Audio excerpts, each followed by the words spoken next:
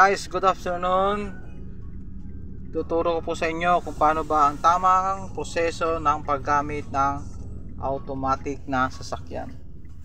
Okay, ito po park, reverse, neutral, drive.